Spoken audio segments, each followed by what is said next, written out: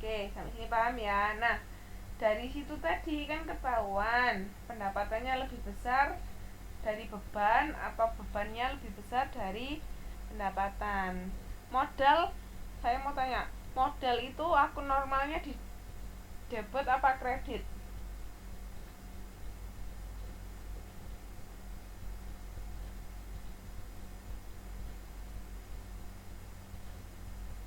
Oke, akun normalnya modal itu di kredit. Nah, berarti kalau dia laba ditulisnya di mana?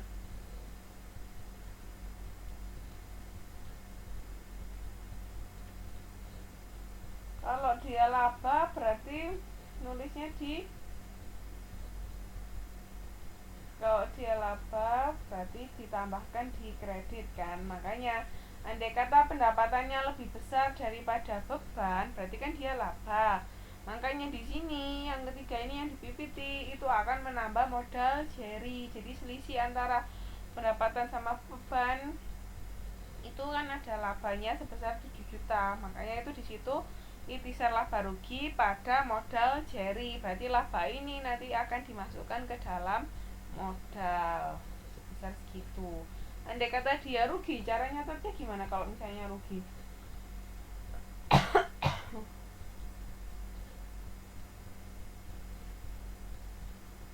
Kalau rugi cara nyatetnya gimana?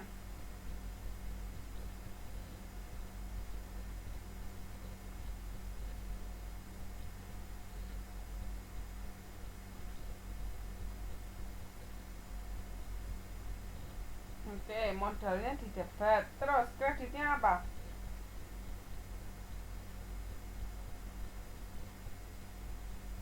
Kreditnya apa?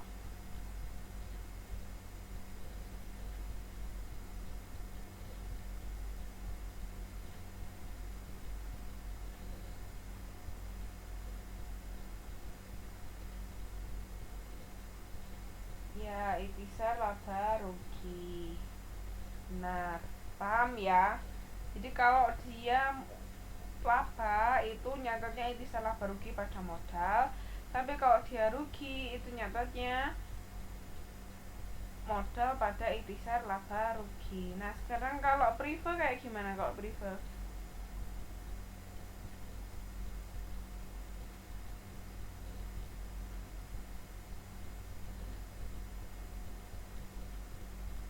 Kalau prive jurnalnya penutupnya gimana?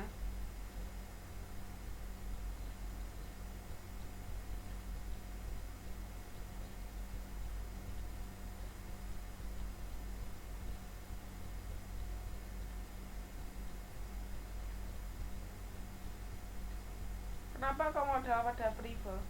Dan bisa kasih tahu alasannya?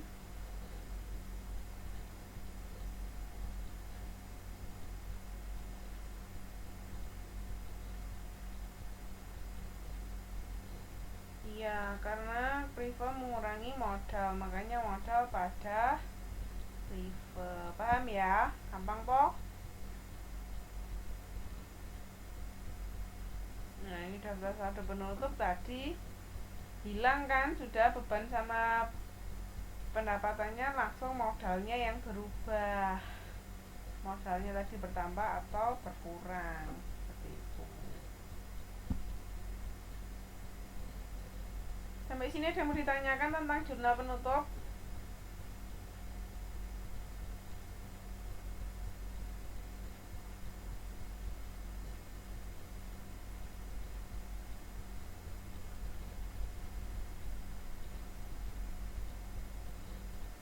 Gak ada.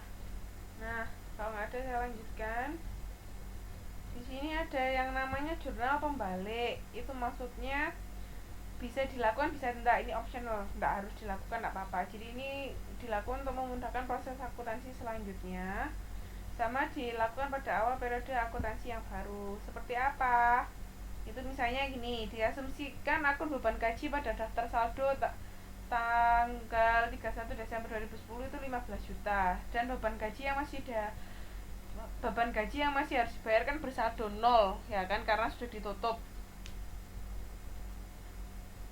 Terus habis itu pada akhir tahun 2010 gaji karyawan sebesar 2 juta akan dibayar pada tanggal Januari 2011. Tadinya kan beban gaji kan sudah ditutup jadi nol kan. Nah, makanya di sini itu berlangsung. Di sini waktu tanggal 31 Desember kan 3 beban gaji pada utang gaji kan 2 juta. Sudah kita akui sebagai beban tapi belum kita bayarkan kan gajinya.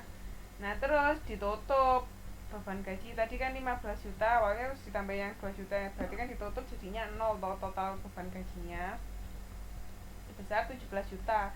17 juta dari mana? Itu ya tadi yang dari 15 juta sama ada pengakuan beban gaji yang baru sebesar 2 juta, makanya 17 juta. Nah, kalau jurnal pembaliknya itu dibalik lagi. Pada tanggal 1 Januari itu utang beban gaji pada beban gaji. Jadi semacam dimasukkan lagi. Kan sama kayak yang tanggal 31 ini loh, beban gaji pada utang gaji. Itu tinggal dibalik lagi. Seperti ini. Nah, ketika dia membayarkan gaji, berarti intinya di sini tuh utangnya nantinya kayak nggak punya utang gitu loh dibalik itu. Terus ketika dia akan membayar gaji itu langsung nyatetnya beban gaji pada kas. Jadi kayak nggak punya utang kan, karena sudah dibalik. Nah, kalau misalnya kita nggak melakukan jurnal pembalik, kita nggak dibalik jurnalnya, ya yang dicatat itu utang gaji pada kas. Ini bukan utang beban gaji, sorry, tapi utang gaji pada kas, itu bedanya. Jadi kalau dia dibalik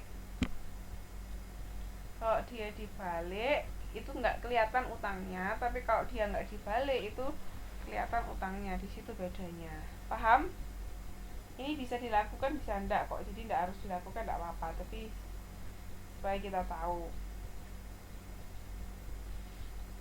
Paham, Mbak, Mas? Yang mau ditanyakan?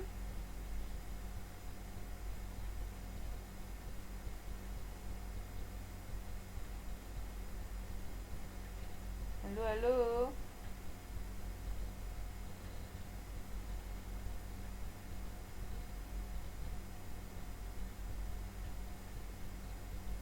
Iya, silakan, Mbak, enggak apa-apa. Nanti bisa lihat videonya ya.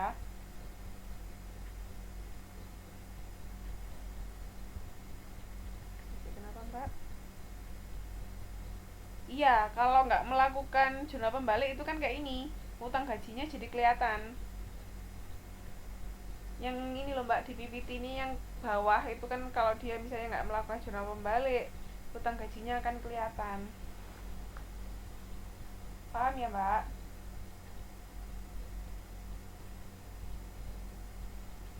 Apanya yang kebalik? Yang mana yang kebalik Mbak?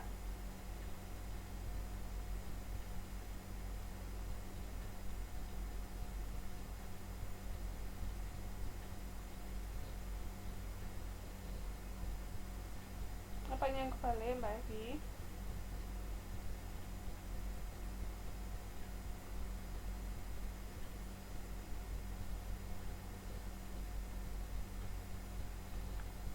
Enggak.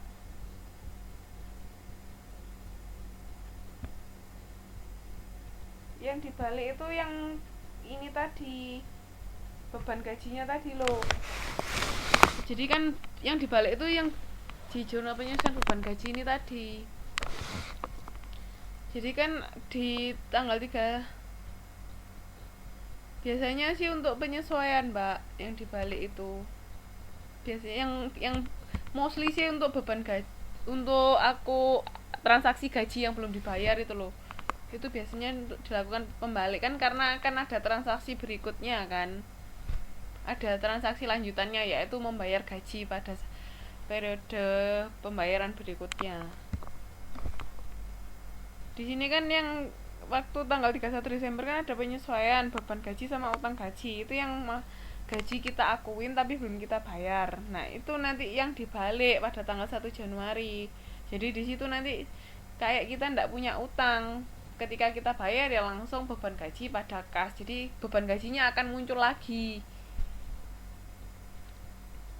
Kan tadi kan setelah disesuaikan kan digabungkan sama beban gaji sebelumnya.